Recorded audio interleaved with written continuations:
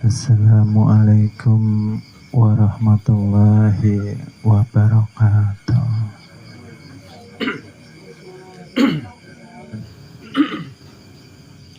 Alhamdulillah, puji syukur kehadirat Allah Subhanahu wa Ta'ala yang pada malam hari ini telah melimpahkan karunia, taufik, hidayah serta inayahnya kepada kita hingga kita diizinkan untuk hadir di majelis tauhid, dilangkahkan hati dan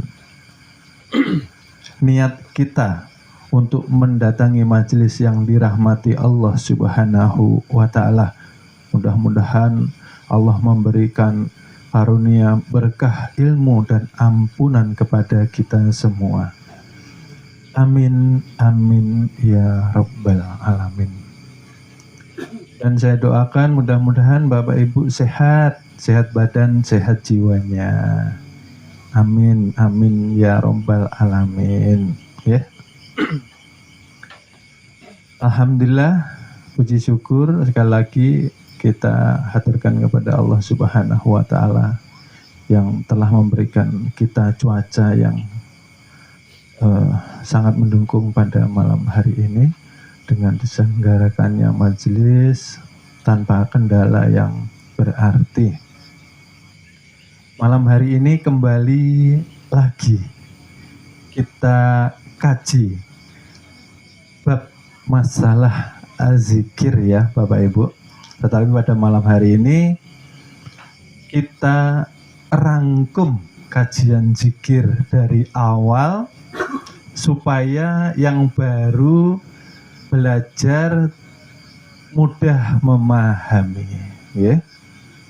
Di sini kajian pada malam hari ini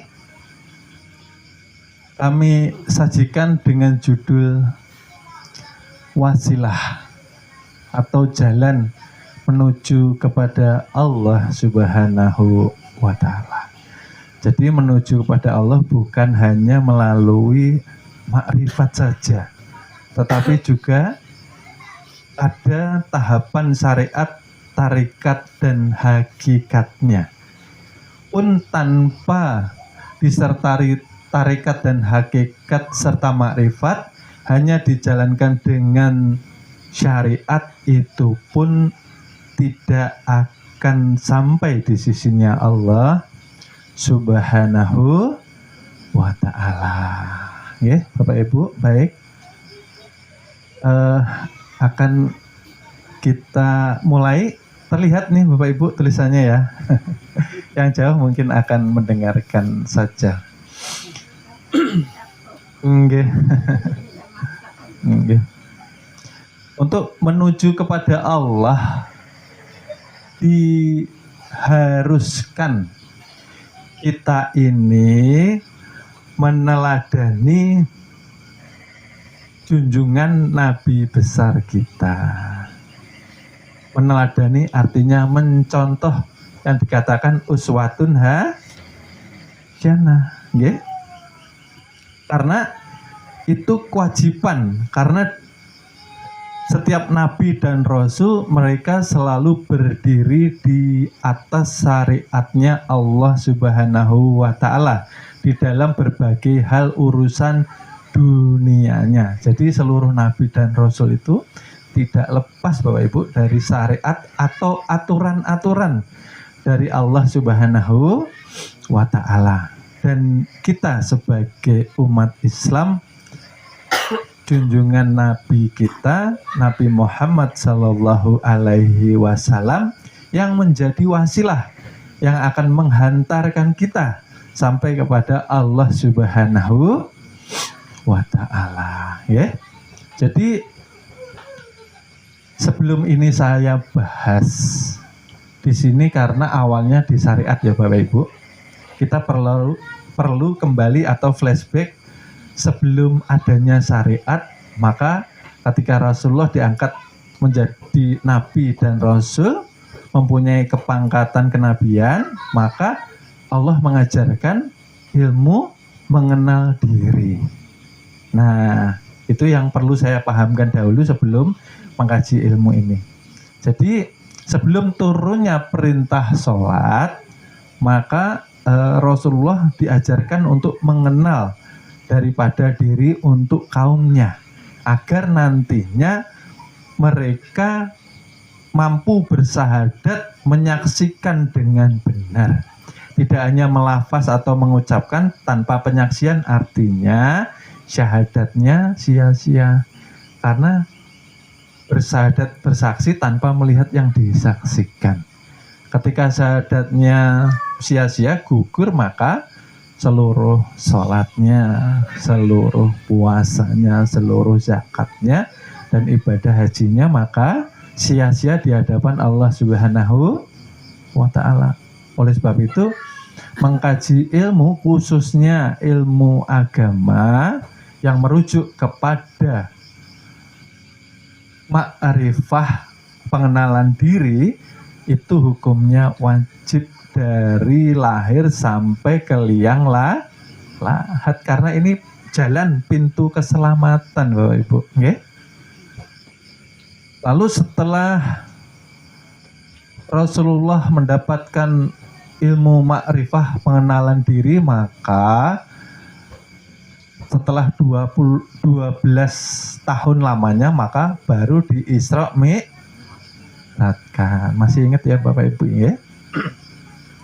Lalu setelah itu di sini maka timbul yang namanya syariat.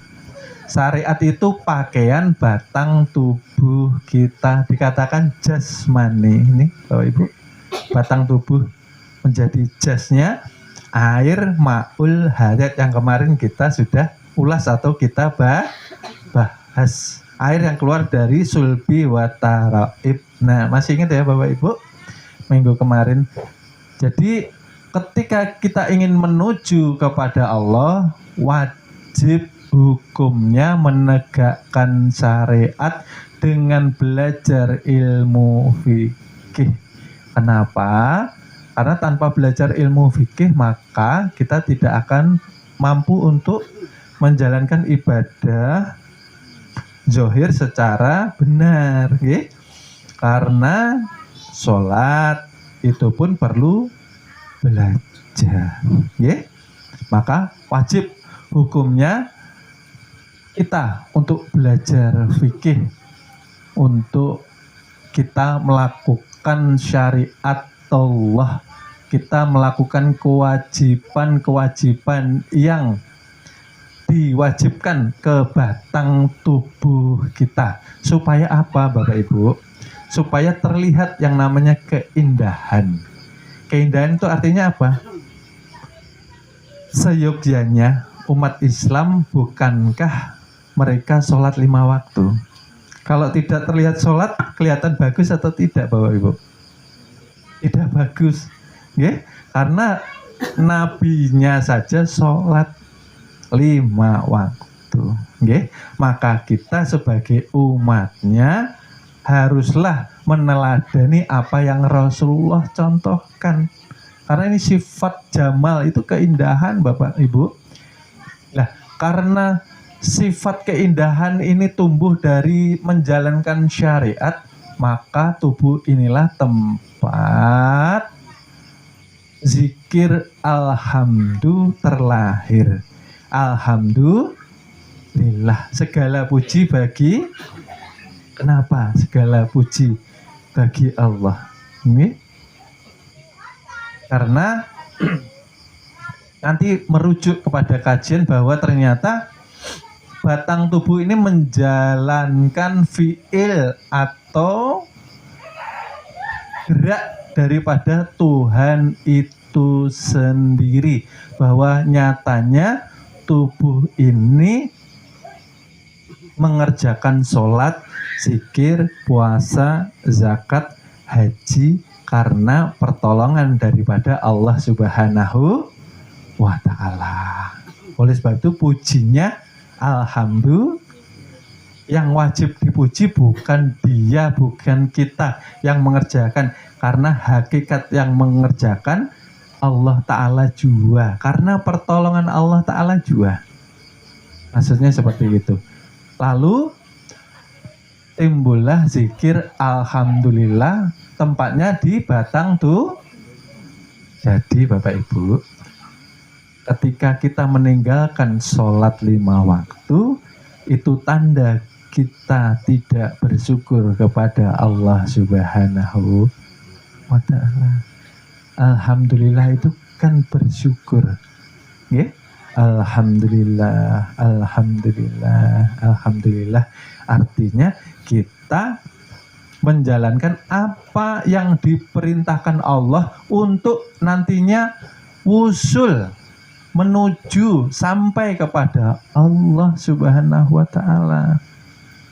Karena di dalam sholat kita menyaksikan, kita menyatakan, kita melihat zat dan sifat yang berlaku di dalam sholat itu sendiri, bukan kita. Artinya ketika takbir nanti hubungannya di sini. Allahu takbir kan ini Bapak Ibu, dikatakan kebesaran. Kebesaran ini tempatnya di ruh. Ruh itu rahasia wujud aku, itu aku. Makanya didekap Bapak Ibu. Karena tanpa ruh ya jasad ini seperti pakaian yang tidak ada yang memakai. Akhirnya di mana tempatnya Bapak Ibu? Di lemari. Karena tidak tapi kalau baju dipakai bisa dia jalan kemana-mana Bapak Ibu. Nah, iya kah Bapak Ibu? Sering tafakur Bapak Ibu. Makanya ada makrifat baju juga. Ketika kita memakai baju maka etikatkan ya kita harus menjadi baju yang bersih walaupun tidak baru. Artinya apa? Membersihkan tubuh, hati, pikiran, angan-angan supaya terpakai terus oleh Allah Subhanahu. Karena baju yang kotor kadang mungkin dipakai Bapak Ibu. Paham ya Bapak Ibu? Nah, ini wajib.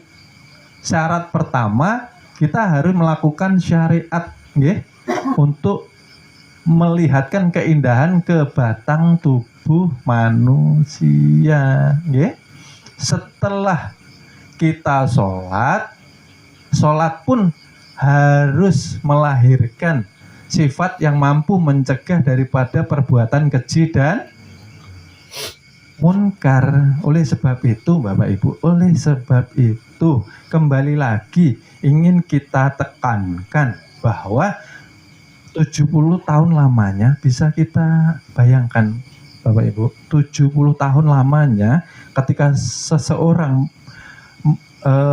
mengira amal ibadahnya diterima di sisinya Allah Subhanahu wa ta'ala, akan tetapi ibadahnya tidak didasari oleh pengenalan diri kepada Allah, maka sholatnya akan menjadi sia-sia. Kenapa? Karena setelah sholat maksiat,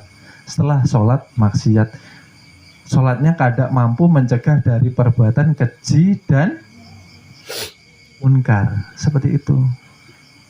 Dan ini sekarang merebak, sekarang terjadi di akhir zaman, dan ini menjadi segala hal sesuatu yang terlihat biasa saja Bapak Ibu. Ya sholat, tetapi tindakannya, perbuatannya justru menjadikan dia terseret ke dalam api neraka. Contohnya banyak sekali. Kita harus mampu membawa batang tubuh ini kan amanah toh Bapak Ibu. Yang membuat siapa? Kita, orang tua kita, atau Allah? Allah. Karena dari setetes air dijadikan segumpal darah, dijadikan segumpal daging, lalu ditumbuhkan tulang belulang, lalu tulang belulang itu dibungkus lagi dengan daging, dijadikan bentuk yang sempurna di rahim ibu atau alam kesuci.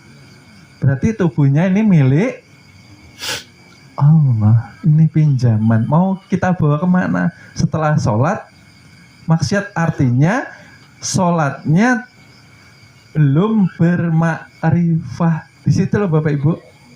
Makanya tidak menjamin orang rajin sholat, akhlaknya baik. Tidak menjamin orang ahli ibadah, budi pekertinya baik. Jikalau mereka mendasari ibadahnya tanpa ilmu mengenal diri.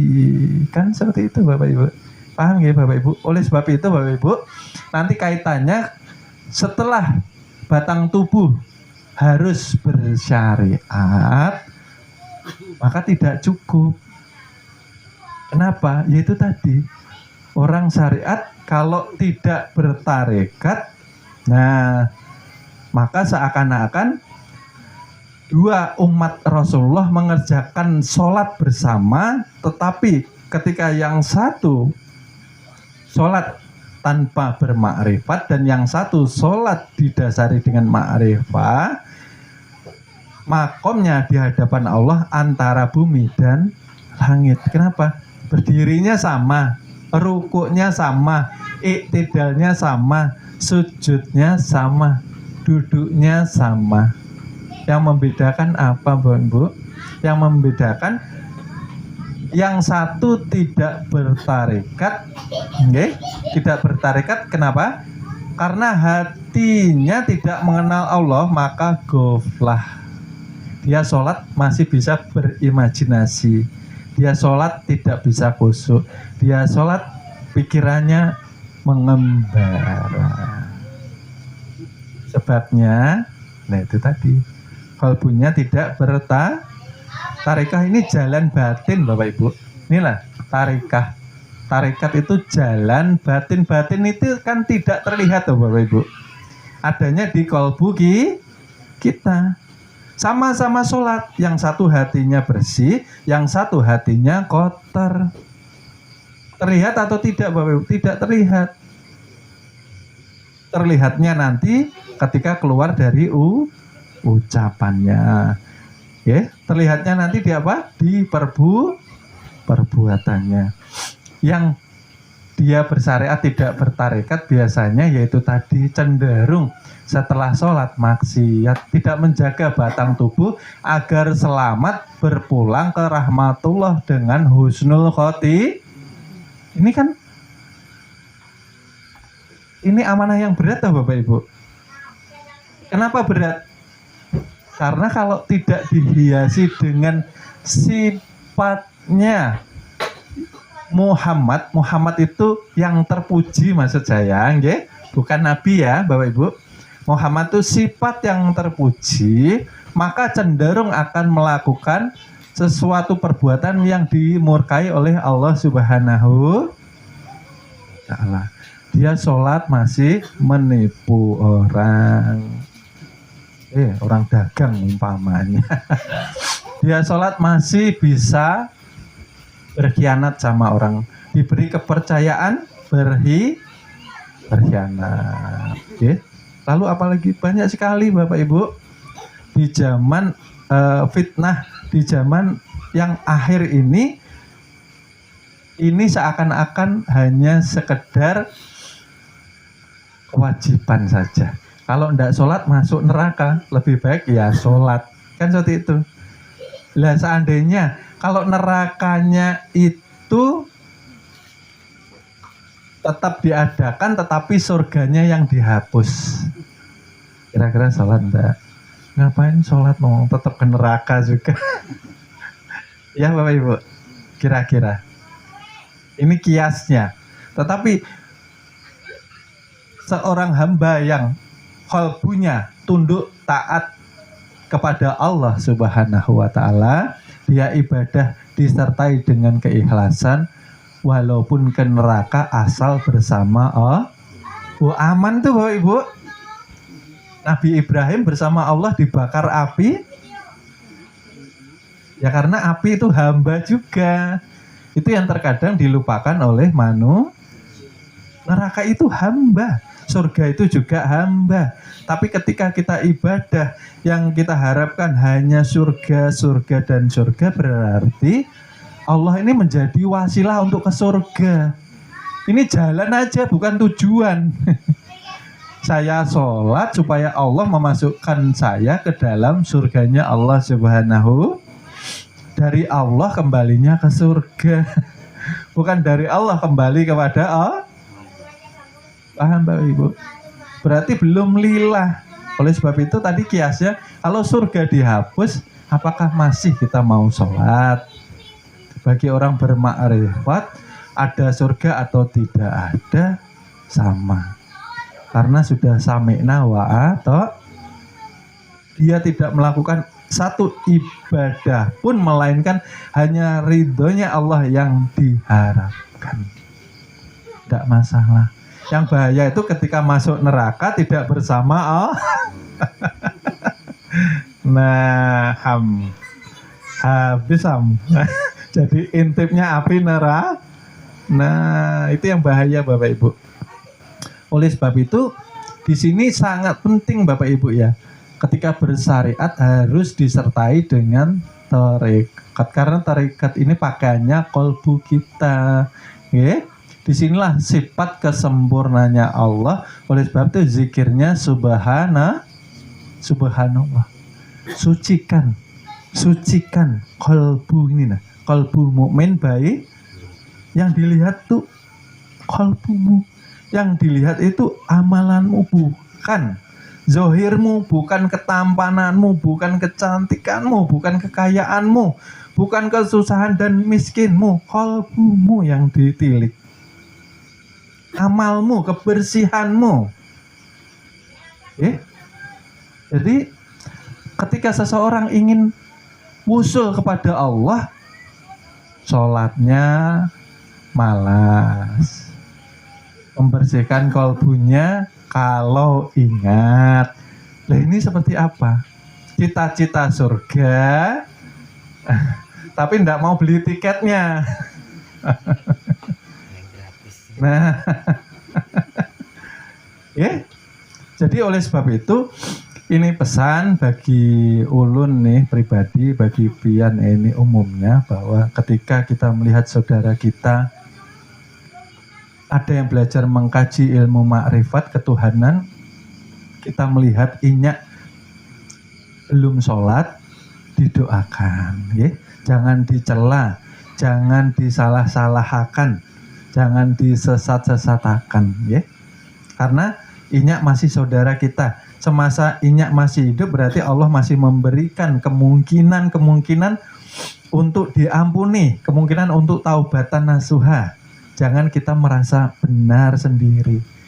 Jangan merasa kita paling alim sendiri. Jangan melihat dengan kebencian. Tidak boleh. Justru harus sayang.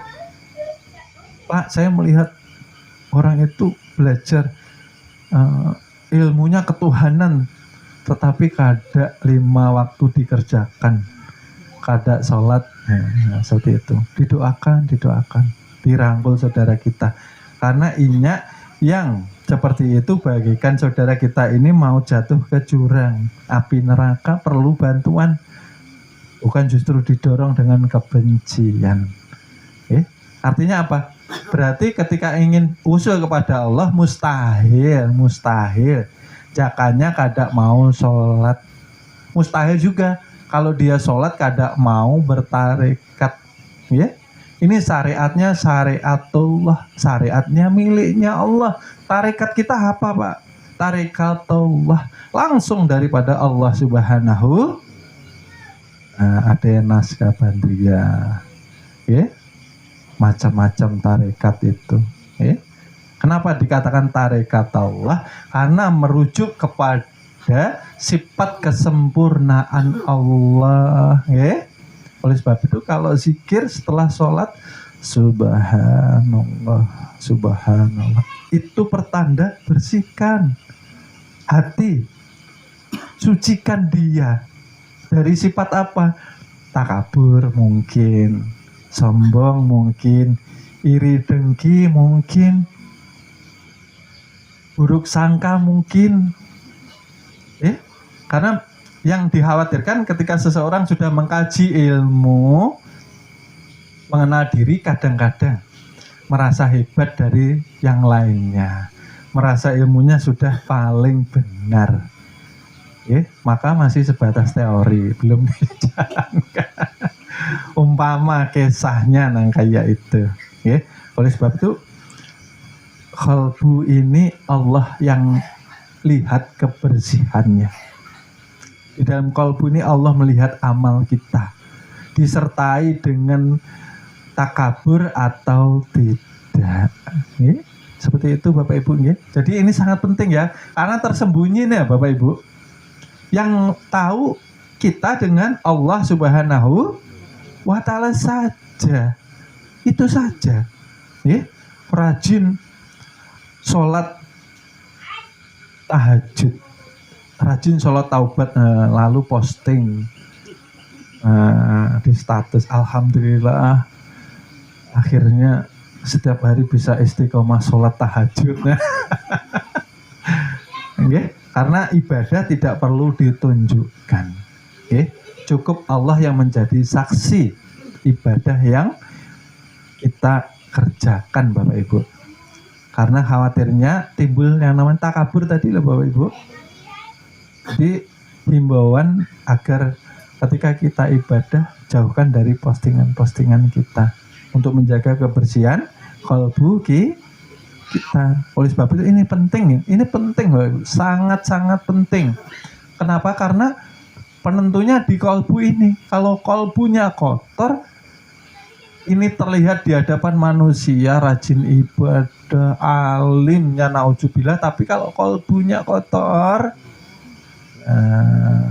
tidak diterima di sisinya Allah Subhanahu wa Ta'ala. Besok tidak tahu, yang lewat sudah berlalu. Hidup kita saat ini, detik ini, Allah berikan kita kesempatan untuk taubatan nasuha, memperbaiki kualitas amal ibadah, serta memberikan kesempatan kita untuk mengumpulkan bekal di akhirat. Nah kalau ditimbang habis Bapak Ibu. Kemarin kan sudah saya jelaskan, kalau ditimbang habis, justru kita ini yang kekurangan amal ibadah itu pun entah diterima atau tidak. Tapi Allah melihat ketika kita beramal ibadah dengan keikhlasan, disitulah Allah mengampuni seluruh dosa-dosa kita. Maksudnya kan seperti itu Bapak Ibu. Jadi di sini yang dilihat ya Bapak Ibu, ini membersihkannya seperti apa Pak? Zikir. La ilaha illa Allah. Dinafikan. Dinafikan itu apa Bapak Ibu? Dilepas, dibuang, yang bukan menjadi hak milik la ilaha, diisbatkan, dinyatakan bahwa yang wujud, yang nyata, terang benderang, yang ada memberikan nikmat setiap hari kepada kita, nyata Allah Subhanahu wa Ta'ala. Kaki kan diberi setiap hari tuh Bapak Ibu. Ke pasar nyaman, ya, antar sekolah nyaman karena punya kaki. Tapi untuk berdiri sholat ketika kita mendengarkan azan, apa kira-kira ikhlas? Nah, ya kalau enggak capek, kalau enggak malas. Ini kaki yang memberi siapa? Allah. Yang memberi kekuatannya kodrat irodat dari Allah. Kalau dicabut jadi stroke, baru tertilik rasanya nikmat berjalan. Karena yang sudah stroke mereka pengen berjalan. Lah yang berjalan disuruh tegak menjalankan 5 waktu masih berat. Kira-kira wusul kepada Allah atau tidak Bapak Ibu? Susah. Karena tidak taat. Punya kaki diberi nikmat setiap hari, lalai, lupa. Nah, jangannya diambil kodrat irodatnya di kaki saja. Lumpuh. Mungkin. Kenapa? Kadang mungkin banyak orang stroke nih muda-muda. Oh, jangan masalah. Ya Allah. Jadi begitu banyak nikmat yang sudah Allah limpahkan ke tubuh kita karena kita kurang tafakur Bapak Ibu. Kurang tafakur. Akhirnya kita melalaikan yang namanya rasa bersyukur. Maka bersyukur itu harus dinyatakan, bukan di lisan saja alhamdulillah, bukan. Bersyukur itu mengerjakan perintah Tuhan dengan keikhlasan dan kebersihan hati. Kalau aku sudah berdiri sholat, sholatku harus mampu mencegah diriku untuk tidak berbuat keji dan munkar. Itu loh maksudnya Bapak Ibu. Lalai zikir itu sudah keji, sudah munkar untuk diri sendiri. Nah, kenapa? Karena melewatkan banyak waktu luang untuk melalaikan Tuhan. Maka Tuhan tidak pernah lalai. Mungkin kalau lalai Bapak Ibu, napas itu diistirahatkan dulu mungkin ya. Tuhannya, kita lalai sama Tuhan, lalu Tuhan membalas lalai dengan kita. Nah, maka ditinggal Tuhan 10 menit, 15 menit umpamanya. Ya Allah, la ilaha illallah. Katanya cinta, katanya rindu, menyebut namanya koler gitu loh. Nikmatnya kan banyak tuh Bapak Ibu. Yang buta pengen melihat, yang kita normal tidak disyukur. Nah, melihat apa-apa tuh harusnya yang diingat Allah, maksud saya. Melihat anak, melihat suami, melihat siapa aja. Oh Allah, oh Allah, oh Allah. Gitu nah. Ini kada melihat anaknya bocah wengkel. Anak lagi. Kayak itu. Maksudnya kan kayak itu. Kemana engkau menghadap, di situ wajahku. Artinya apa? Artinya seluruh yang maujud ternyata perwujudan dari nyatanya sifat Tuhan. Karena ketika Tuhan belum menzohirkan dirinya melalui zat dan sifat, Tuhan belum bisa disebut. Karena di alam kekosongan Bapak Ibu. Maksudnya kan kayak itu. Lalu dizahirkan nurullah serta nur Muhammad.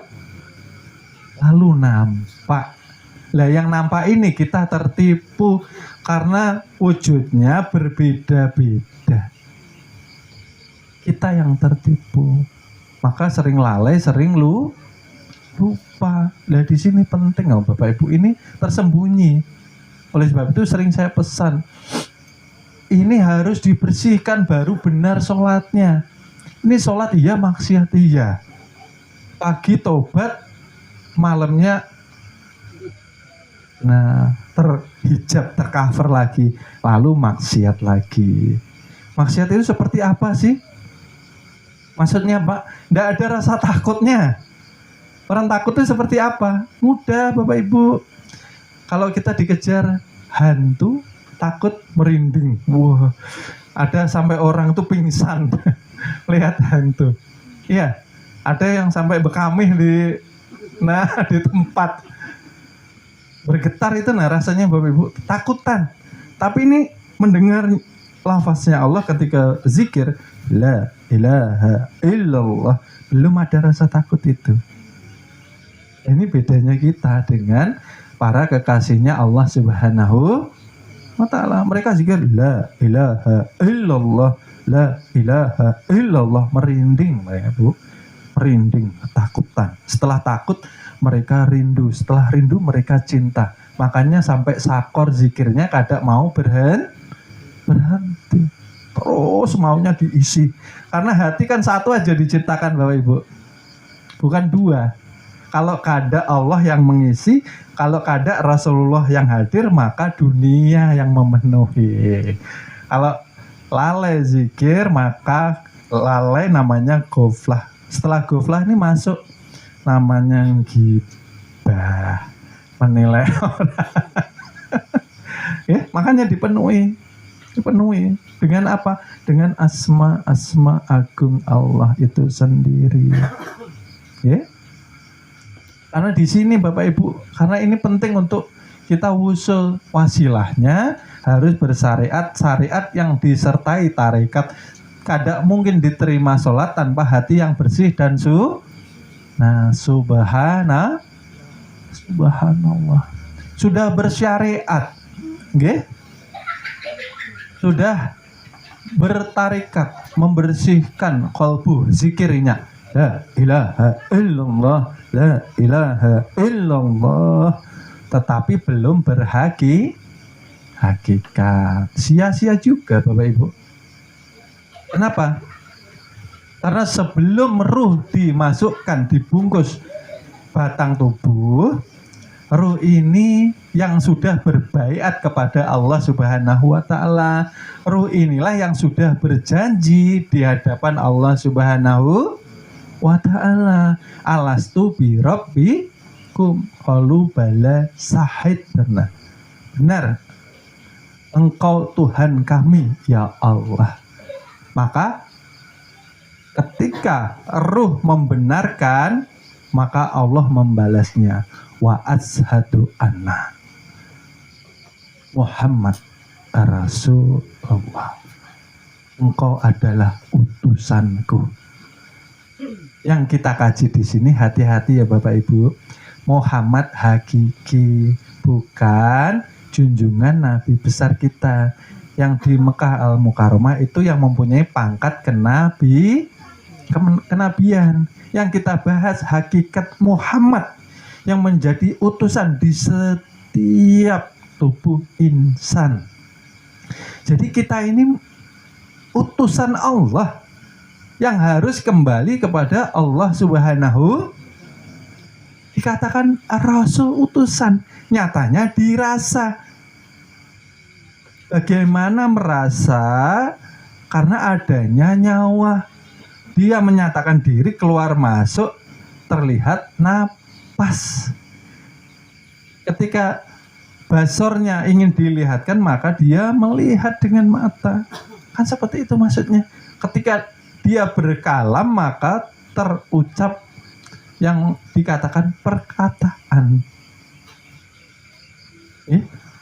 Jadi ruh ini pun harus kembali mengesahkan dirinya kepada zat dan sifatnya Allah Subhanahu wa ta'ala, supaya ruh ini tadi bersama hati dan batang tubuhnya menjalani hidup di dunia dengan kesabaran dan keikhlasan Bapak Ibu.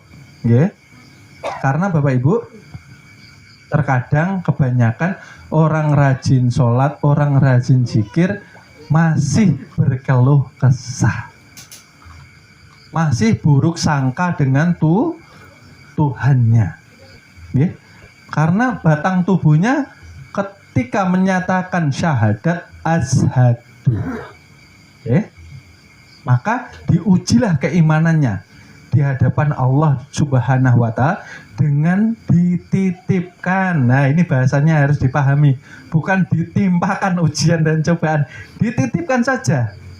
Ketika kita mampu menerima dengan sabar, dengan ikhlas, maka titipan itu akan diambil kembali. Karena ini ujian para salik yang akan suluk menuju kepada Tuhan. Setelah tadi harus memperbaiki kualitas sholatnya, ya Bapak Ibu ya. Dia sholat, tapi setelah sholat dia mampu mencegah dirinya dari perbuatan keji dan betul, sudah benar. Lalu dia sholat juga disertai dengan hati yang bersih. Dia sholat tapi juga rajin zikir. Sudah benar. Hilang rasa ujubnya, takaburnya, sombongnya, irinya, dengkinya hilang. Sudah. Akhirnya timbul rasa apa tadi? Tawaduk, rendah hati. Kadang perlu kita melihatkan ke orang, kita ini orang yang rajin ibadah. Kadang perlu Bapak Ibu. Takutnya kita yang kada tahan. Kada tahan apa? Kada tahan tiupan daripada tipuan syaitan. Karena syaitan tuh membisikkan terus. Wih, kamu ini paling rajin sholatmu. Nah, lalu merasa paling banyak ibadahnya. Lalu yang khawatirkan itu kan merendahkan itu loh Bapak Ibu. Merendahkan orang di dalam hati atau kolbu, yaitu mencegah nur cahaya ilahi masuk ke dalam kolbu. Kesombongan, takabur, pengen dilihat ibadahnya. Hanya para wali itu cenderung menyembunyikan kewaliannya. Terkadang yang menjadi wali pun tidak tahu bahwa dia seorang yang wali. Karena hanya wali yang tahu dengan kewalian itu sendiri. Lalu ruh pun harus dikembalikan kepada fitrahnya. Fitrah ruh tidak pernah terpisah dari keesaan Allah Subhanahu wa ta'ala. Karena ruh itu tadi sudah kita jelaskan, ruh ialah rahasia wujud Tuhan itu sendiri, rahasia sir. Tapi ruh bukan Tuhan, rahasianya maksudnya. Kenapa dikatakan rahasia? Karena di dalam ruh inilah tajali. Tajali itu mawujud. Mawujud itu nampak. Nampak itu nyata. Yang nyata apa, Pak? 7 sifat yang nyata hadir di batang tubuh kita. Itu yang namanya sir yang dititipkan Tuhan ke batang tubuh manusia. Jadi bisa melihat, bisa mendengar, bisa mengucap, ya, paham, mengerti, punya ilmu, dia hidup, dia wujud, punya keinginan dan kehendak, kodrat, irodat, ternyata bukan milik kita, titipan dari Allah Subhanahu wa ta'ala yang dikatakan sirullah. Oleh sebab itu amanah ya Bapak Ibu. Oleh sebab itu kan ada hisapnya.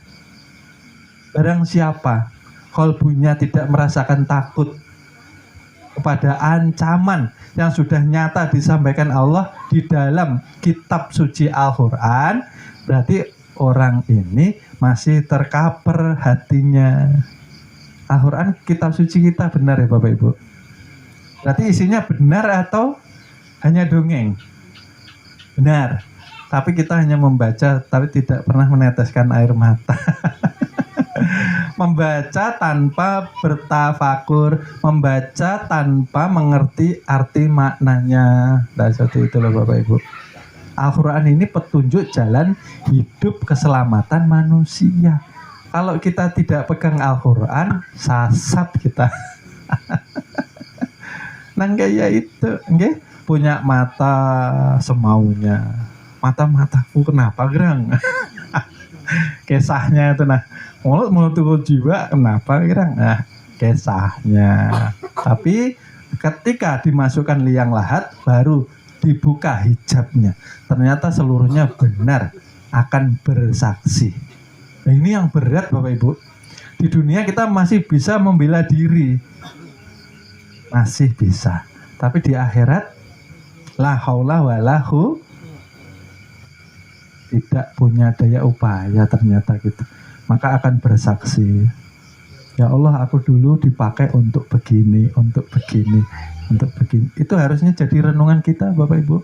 Siap atau belum kita? Atau masih mau menambah dosa terus? Sudah belajar menambah dosa terus? Harusnya kita tafakur, taubat. Astagfirullahalazim. Berarti kotor hati kita ini. Tidak ada takut-takutnya. Al-Quran sudah menyampaikan peringatan, masih kita terjang. Tidak usah menilai orang, tidak usah merendahkan orang. Kita aja belum tentu selamat. Kan gitu. Harusnya sibuk dengan diri ini loh. Bagaimana memperbaiki kualitas ibadahnya, taubatnya, memperbanyak amal ibadahnya, bekalnya ke akhirat. Karena ketika masuk liang lahat, suami kita, istri kita, anak kita yang kita bangga-banggakan ternyata meninggalkan kita, Bapak Ibu. Ada yang mampu menyelamatkan kita? Tidak ada. Ternyata yang ikut kita siapa? Amalan kita, ibadah kita, sedekah kita. Itu saja. Lah ini ya Allah, ya Rabbi, kok terus? Berarti kalbunya harus perlu dibanyakin la ilaha illallah. Inilah Bapak Ibu, ruh ini kan bisa tersesat juga Bapak Ibu. Kalau kada belajar ilmu tauhid, ya, oleh sebab itu ruh ini pakaiannya tauhid. Tauhid itu mengesahkan yang diesahkan apa? Zat dan sifatnya yang nyata ke batang tubuh. kita, supaya menghadapi hidup ini bisa sabar, bisa ikhlas. Kembali lagi bahwa kita bersaksi harus diuji keimanan kita, bujurankah? Karena terkadang Allah itu membungkus surga dengan ujian. Allah membungkus surga itu dengan cobaan. Kelihatannya menakutkan kelihatannya. Tetapi ketika kita mampu membuka di dalam ujian dan cobaan yang Allah titipkan, ternyata isinya bagi mereka yang mampu bersabar dan ikhlas. Karena 500 juta tahun lamanya sebelum adanya manusia, Allah sudah mengukir jalan hidup kita dengan bismillah. Berarti tidak ada yang kada baik di hidup kita ini. Hidup kita, mati kita, rezeki kita, jodoh kita sudah Allah kalungkan di leher setiap manusia. Kita kada mampu lepas dari situ, Bapak Ibu. Nanti menikahnya sama si A, nanti punya anak si B, anaknya sekian, jalan hidupnya seperti ini. Sudah tercatat, dikira semua itu kebetulan. Tidak ada kebetulan di dalam kehidupan. Berarti orang kalau bicara, alhamdulillah kebetulan selamat. Nah, ini berarti harus mengaji lagi. Berarti Allah tidak pernah membuat lauh mahfud kalau ada yang kebetulan. Berarti ada yang luput, yang lepas daripada lauh mahfudnya Allah Subhanahu. Nah, oleh sebab itu ketika ruh ini kembali kepada fitrahnya, dia mampu sabar, Bapak Ibu. Karena dia berbaiat itu harus menyatakan, kalau benar aku Tuhanmu, maka engkau harus sabar, aku uji, aku beri cobaan untuk menyatakan engkau betul beriman atau tidak. Walaupun terkadang ketika kaki kita terkena duri, maka kita harusnya ikhlas. Ikhlas. Berarti duri ini sudah ada di lauh mahfudnya Allah Subhanahu, yang masuk ke kaki kita tadi bukan kebetulan, Bapak Ibu. Jikanya kita ikhlas, maka dosa-dosa kita Allah hapuskan, derajat kita Allah tinggikan. Jikanya kita mau ikhlas. Ketusuk duri yang keluar apa ucapannya? Kebun binatang. Kan seperti itu. Artinya apa? Ini hanya kias. Ketika di dalam hidup kita merasakan ujian itu begitu pedih, begitu susah, begitu berat, itu karena kita belum mampu melihat seluruh apa yang terjadi ini ternyata kasih sayang daripada Allah Subhanahu wa taala. Diuji kita sampai menangis, sampai menderita, batin kita tersiksa. Maksudnya apa? Allah ingin mengasah kolbu kita supaya kita itu bergantung hanya kepada Allah. Jangan kau gantungkan hatimu kepada manusia. Nanti kecewa, nanti pasti sakit hati. Aku satu-satunya tempat bergantung yang kuat bagi hambaku. Maksudnya kan seperti itu, Bapak Ibu. Diberikan ujian, cobaan sampai kita menangis, sampai kita sakit hati. Ternyata hikmahnya Allah ingin mengasah supaya lebih tajam. Kalau seperti itu, kita ibadah akhirnya betul-betul bersandar kepada Allah. Itu yang Allah mau, karena Allah itu Maha Pencemburu, Bapak Ibu. Tidak mau diduakan, apalagi dimadu menjadi 3. La ilaha illallah. Makanya tuh Bapak Ibu, dipenuhi toh hatinya itu supaya hati ini tidak disibukkan dengan segala hal sesuatu yang tidak manfaat. Rugi kada zikir, Bapak Ibu. Makanya kemarin saya pesankan, zikir di majelis kita kan dibagi menjadi 3 supaya fleksibel. Habis sholat ya zikir jahar yang diucapkan, nggih. La ilaha illallah. Keluar sholat, ganti lagi zikir ke kolbu. Sambil apa, Pak? Sambil nyangkul, sambil ke pasar, sambil berdagang, sambil apa saja, jangan kosong. Allahu Allahu Allahu Allahu. Kalau lupa ulangi lagi. Karena kita mau apa? Kalau enggak zikir, berarti kita zalim kepada diri kita sendiri.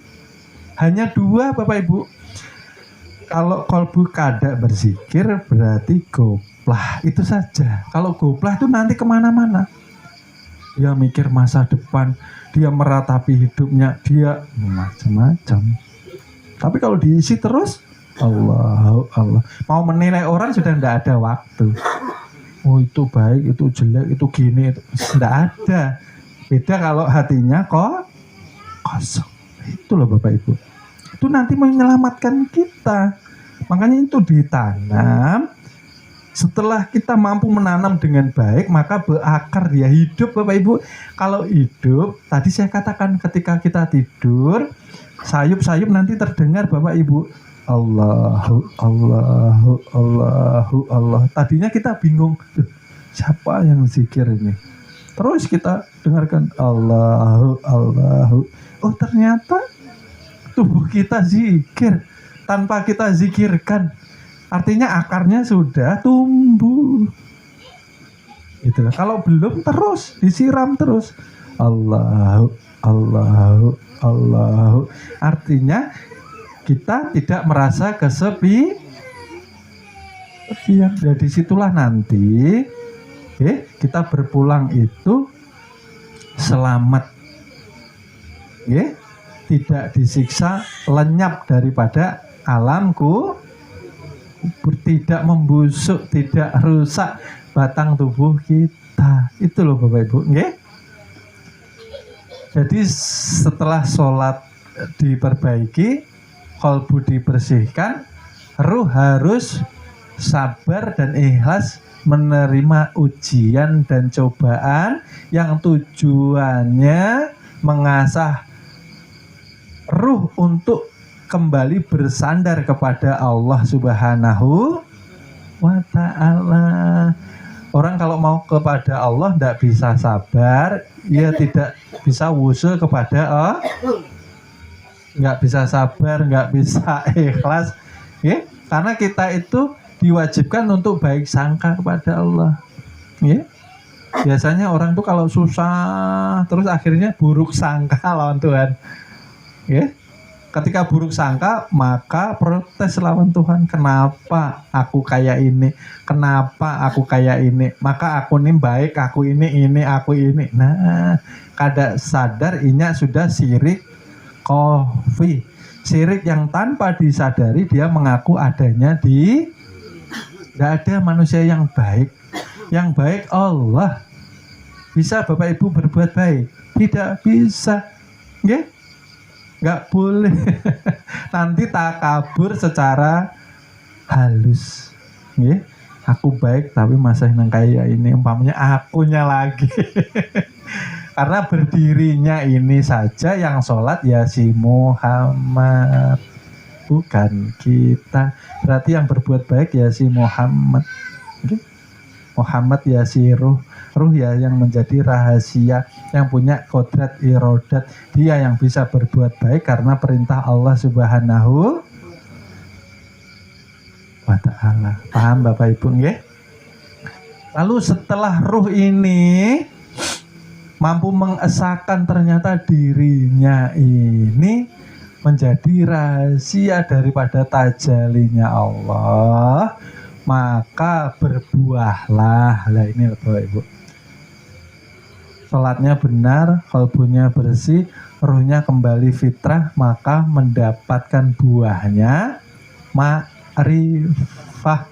Baru dibukakan sirullah, rahasia kehidupannya dibuka, rahasia kematiannya dibuka. Orang-orang kalau dekat sama Allah, nah mau meninggal sudah siap-siap Bapak Ibu, ya. Setahun sebelumnya sudah beli kapannya sendiri. Istrinya kadang-kadang nggak tahu, nah disiapkan sendiri. Orang yang dekat dengan yang dekat siapa tadi? Orang yang sabar, orang yang ikhlas, yang tidak pernah mengeluh, tidak pernah suuzon kepada nggak pernah suuzon, nggak pernah protes sama Allah. Wah, tapi yo berat ya Pak. Ya karena kalbunya kotor. Ya kalau kalbunya kotor, sholatnya sia-sia. Dia sholat tapi tidak diterima. Karena tidak diterima sholat ketika kalbu kada hadir kepada Allah. Kalbu kada hadir, kada diterima Bapak Ibu. Kalbunya hadir, rohnya ini masih belum mengesahkan lawan Allah, kada diterima juga. Jadi ini satu kesatuan Bapak Ibu kalau mau menuju kepada Allah. Maka yang dituju meliputi kada jauh. Berarti yang jauh apa? Kesadaran kita ini nah Bapak Ibu. Pemahaman kita, pengetahuan kita, amal ibadah yang kada mau kita jalani dengan sabar dan ikhlas. Setelah selesai maka buahnya ini ma'rifah. Ini buah Bapak Ibu, nggih. Buahnya ma'rifah, maka dibuka sirnya, rahasia. Seluruh apa yang tersembunyi Allah buka untuk para kekasihnya. Karena kekasih Allah itu awal syaratnya sudah tidak merasakan ketakutan, kegelisahan ketika hidup di dunia.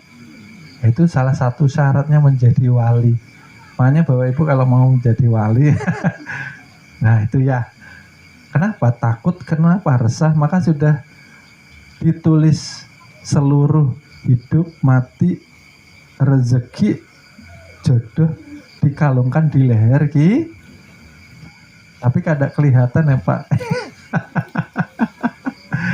Nang kayak itu, nggih. Maka sirullah ini ketika dihadiahkan kepada kita, maka dikatakanlah ia menjadi ilmu hikmah Bapak Ibu. Ilmu hikmah itu ilmu yang sudah mampu membuka seluruh kegaiban yang tertutupi oleh kalbu yang kotor tadi. Bukan ilmu hikmah itu ilmu-ilmu yang seperti yang di luaran ya, ilmu debus, ilmu kebal. Ya, bukan ya. Ilmu hikmah itu ilmu dari Allah Subhanahu wa taala. Akhirnya sadar ini tadi ruhnya, sadar kalbunya, sadar batang tubuhnya bahwa seluruh adanya ruh kalbu tubuh karena sifat kohar keperkasaan Allah Subhanahu. Kohar keperkasaan. Tempatnya di mana? Di hayat. Hayat itu nyatanya nyawa keluar masuk menjadi napas. Ternyata itu yang perkasa Bapak Ibu. Makanya kadang ada napas, kadang ada yang gagah Bapak Ibu. Kadang ada yang cantik. Nah, kayak apa? Terbujur kaku, kada dihargai orang mah diinjak-injak mah di kuburan. Ya, paham ya Bapak Ibu? Setelah kita paham, ternyata sifat kohar keperkasaan Allah yang nyata kepada Jalal, Kamal, Jamal, maka baru keluar dari ucapan kita, la haula wala quwata. Ternyata seluruhnya dibantu oleh Allah Subhanahu wa ta'ala. Disinilah baru kita bersandar, kita menyatakan diri bahwa insan menjadi wujudullah, wujudnya Allah, kenyataan wujud zat sifat asma af'alnya Allah, melihat af'al ke batang tubuh tidak mampu bergerak batang tubuh tanpa kendali daripada kolbu atau hati. Oleh sebab itu sholat itu harus niat dulu. Berarti hati yang memerintah.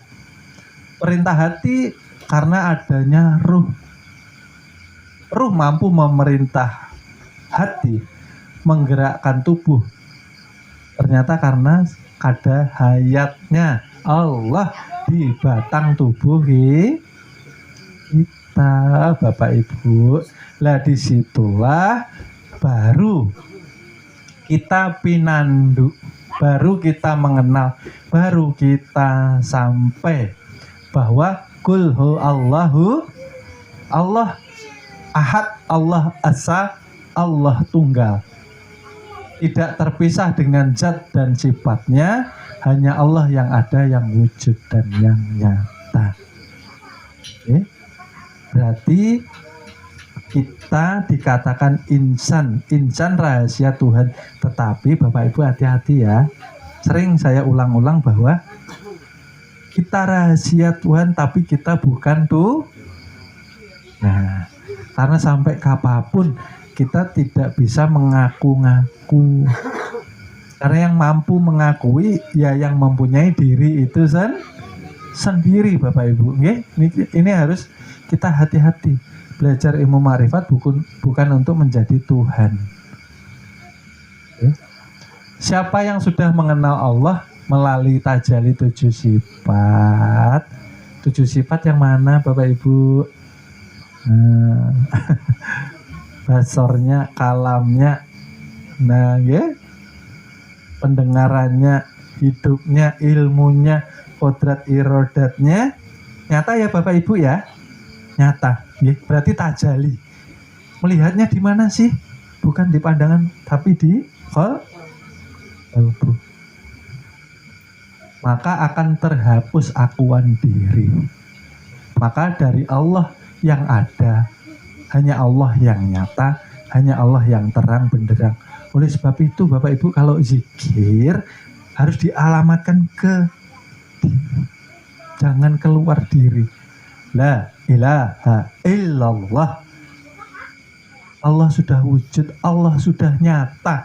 La ilaha illallah. Tapi kita bukan Tuhan, kita hanya menyatakan.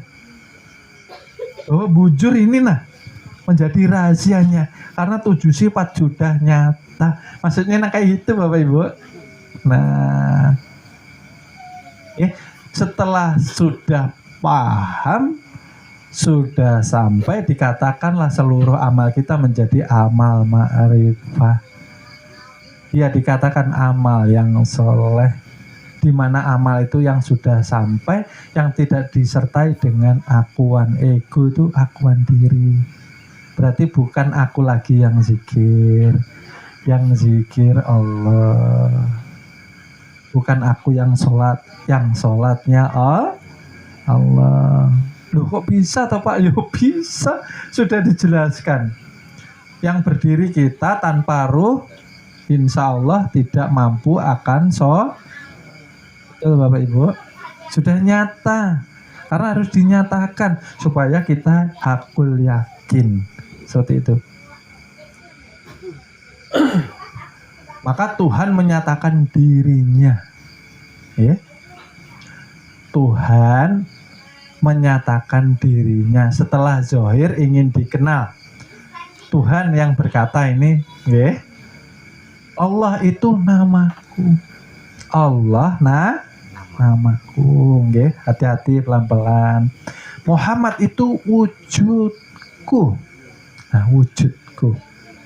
Adam itu rupaku. Nanti saya jelaskan. Insan itu rahasia. Yang jadi rahasia siapa? Sir 7 sih yang ada di dalam diri. Lalu dikatakanlah yang menjadi Adam itu tadi rupa. Dikatakan rupa seperti apa? Ternyata rupanya tidak ada. Adam tidak ada. Berarti kalau Adam tidak ada, maka yang ada, yang nampak siapa Bapak Ibu? Alif, dal, mim. Allah, dalil itu kenyataan. Kenyataan itu nyatanya Muhammad. Maksudnya Allah nyata sudah tajali, terlihat, nampak kepada Muhammad. Aku sudah tajali kepada Muhammad. Yang dikatakan Rasulullah, adanya Muhammad karena adanya Allah, gitu loh.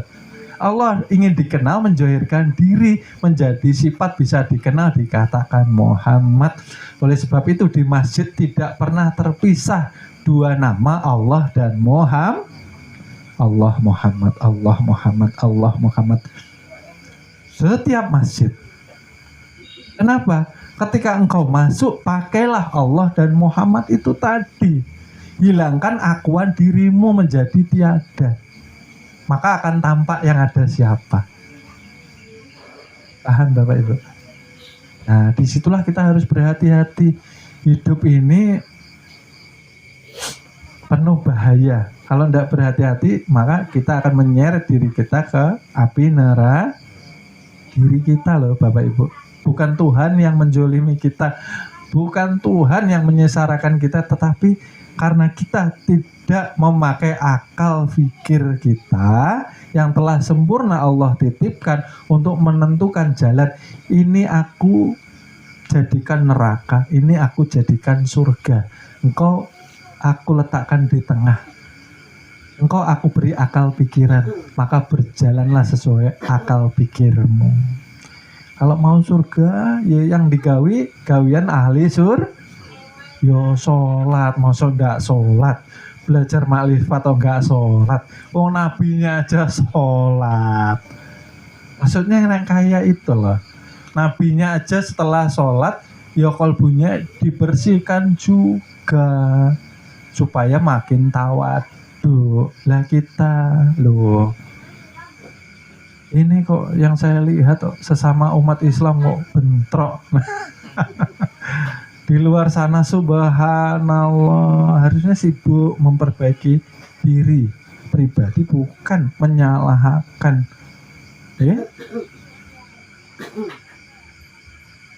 Maka jika sudah mengenal Allah, seorang pejalan menuju Tuhan, seorang salik, harus duduk di makom kalau sudah kenal ya diam Bapak Ibu. Adanya dijelaskan, dibuka rahasianya hanya di majelis saja. Setelah tahu rahasianya, terbuka untuk diri, keluar dari majelis, makom diam, bukan tidur, diam bukan ngelamun. Ya, dia bukan berkhayal, tapi diamnya dia itu sudah paham. Pahamnya membawa batang tubuh mau tak bawa kemana ini. Selamat atau tidaknya kan kita yang nyetir Bapak Ibu. Punya akal pikir, jangan menyalahkan siapa saja. Jangan menyalahkan siapa saja. Ya. Kalau sudah paham, harus sadar gitu loh. Maksudnya sadar kan kita inilah yang dikatakan rahasia Tuhan yang nampak tajali, dikatakan insan. Makanya harus zikir. Nah, tujuan zikir ini bukan untuk mencari kesaktian, bukan untuk melancarkan rezeki, bukan untuk mempertahankan jabatan, bukan untuk menambah bisnis tambah kaya. Zikirnya apa Pak Yai supaya tambah kaya ini? Nah ini amalannya nak. Ya Allah, itu syirik pula. Zikirnya apa nih? Pak, supaya suamiku ini lengket terus. Nah, syirik pulang. Kayak apa nih Pak Yai, rumahku ini supaya aman kada kamalingan ya. Oh, mak lah. Ya, subhanallah, ya. Bahwa tujuan zikir ialah musyahadah. Musyahadah itu menyaksikan. Yang disaksikan siapa? Zat dan sifat yang tajam. Inilah Bapak Ibu orangnya. Ini bukan kita. Kalau sudah kenal kan, ini yang punya Allah. Hati-hati. Sudah menyaksikan tahu Bapak Ibu, sudah dibuka rahasianya. Kalau sudah menyaksikan berarti dikatakan sudah mewajah atau bertatap. Bertatap aja itu bertemu sudah Bapak Ibu. Di mana ada kita, di di situ ada Allah. Dimasukkan lagi, di mana ada saya, tajalinya Allah. Berarti terlepas dari Allah atau tidak? Tidak. Seperti ikan hidup di dalam air. Bingung ikan cari air, mana ini air? Ya Allah, ya Rabbi, bertatap wajah, bukan wajah kita beradu, bukan. Sudah bertemu ya, kalau sudah bertemu maunya ingin berkekalan, tidak mau lepas. Orang kalau cinta pasti kalau rindu disebut namanya, ya, Mas Rahmat, Mas Rahmat, Mas Rahmat, karena keganangan. Nah gitu. Nah kita ini amunnya keganangan lawan Tuhan, Allahu Allahu Allahu Allahu. Ya karena Allah yang mampu menyelamatkan kita. Yang lahat siap-siap loh, gelap. Nah, panas sinya. Nah, kemarin yang ada grup WA, nah itu kan pelajaran yang menyempurnakan. Karena di sini di majelis kita tidak hanya belajar melulu ma'rifah. Di grup majelis juga diajarkan ilmu tasawufnya, ilmu muhasabah dirinya, ilmu pembersihan dirinya. Oke? Makanya yang menyimak ini di sini atau di daerah-daerah yang nomornya belum terdaftar, maka alangkah baiknya didaftarkan untuk menambah ilmunya. Karena banyak sekali ilmu yang kita berikan di grup WhatsApp itu.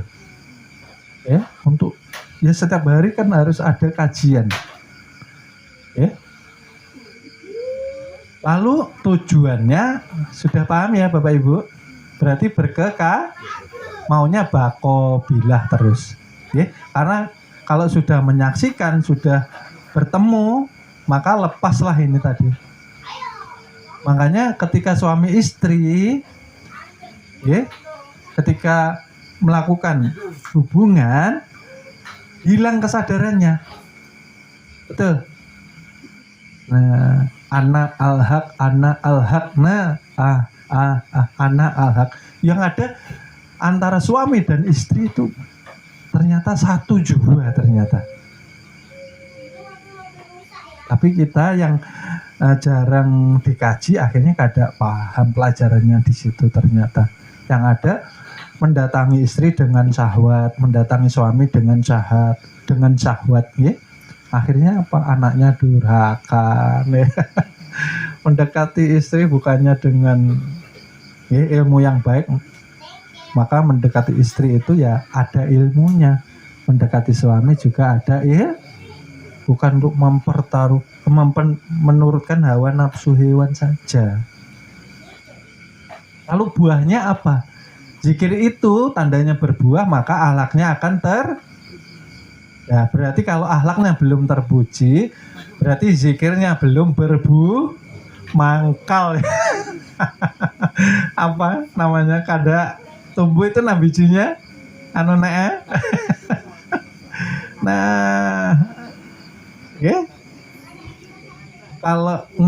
kalau inyak zikir hatinya belum bersih, belum mampu memancarkan cahaya iman itu seperti apa, Pak? Ya, orangnya ketika menjalani kehidupan itu tenang, Bapak Ibu. Ada ujian kah, ada cobaan, ya, difitnah orang umpamanya. Ya, difitnah orang salah paham sama inyak tenang. Cukup Allah yang mengetahui. Tidak perlu kita repot menjelaskan diri sama orang. Karena kebenaran akan mencari jalannya sendiri. Oleh sebab itu, ketika ada orang berbohong, maka kebohongan akan terbongkar sendiri. Maka jangan menyimpan kebohongan. Ini sama istri sembunyi-sembunyi. Umpamanya punya suami sembunyi-sembunyi. Nah, tidak sadar inyak menyeret dirinya sendiri. Kada pahaminya. Perasaan tuh nah bisa bunguli orang hebat. Nah. Ya Allah, la ilaha illallah. Maka wasilah menuju kepada Allah harus meneladani Rasulullah Ini yang Rasulullah ajarkan. Rasulullah bersyariat, Rasulullah bertarekat, Rasulullah berhakikat, maka Rasulullah mendapatkan ma'rifah sirnya dari Allah Subhanahu wa taala. Ketika Rasulullah sudah menyatakan la haula wala quwata illa billah, maka Rasulullah mempanakan egonya, berkekalan dengan Tuhannya, memiliki akhlak terpuji yang terpancar di dalam dirinya. Nah itu Bapak Ibu, hatinya bersih, memancar cahaya keimanan. Nah, teduh. Kalau dekat dengan Rasulullah itu sudah tenang, nggak usah mendengarkan apa-apa, tenang. Adem ayem. Mungkin kajian malam ini mudah-mudahan mampu membawa kita lebih dalam menyelami ibadah kita. Mudah-mudahan setelah pulang dari majelis kita mampu memperbaiki sholat kita, zikir kita. Kira-kira kemarin sholat saya seperti apa, zikir kita seperti apa. Kita menanggapi ujian dan cobaan apa kira-kira sudah sabar atau sudah ikhlas, karena yang memberikan ya Allah juga. Kalau kada berbaik sangka lawan Allah, lalu kita berbaik sangka lawan siapa lagi? Lawan Allah aja buruk sangka, apalagi lawan bini, lawan laki. Maka dunia ini dunianya Allah, langitnya milik Allah. Barang siapa kada mau menerima ujian dan cobaanku, maka carilah bumi dan langit selain daripada milikku. Nah, diusir lawan Allah, kemana lagi kita?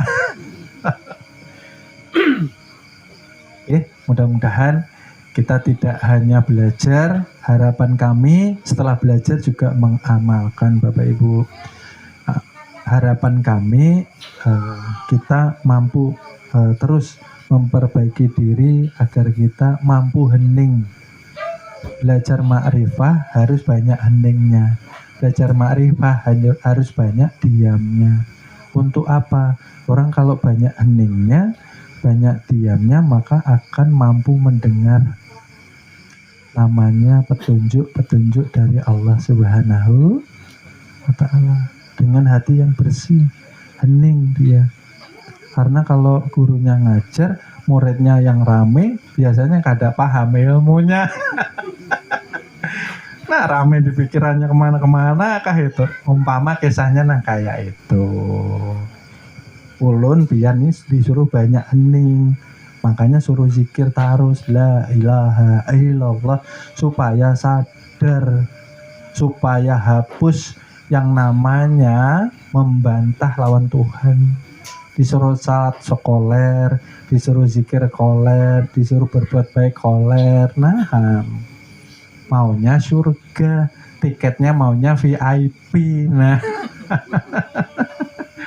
ya Allah, ya Rabbi, terima kasih, mudah-mudahan bermanfaat. Mohon ampun, mohon maaf dunia wal akhirat karena banyak salah, kekurangan dalam menyampaikan kajian, karena kesempurnaan datangnya hanya dari Allah Subhanahu wa taala. Ulun cukupkan sekian. Akhirul kalam, wassalamualaikum warahmatullahi wabarakatuh.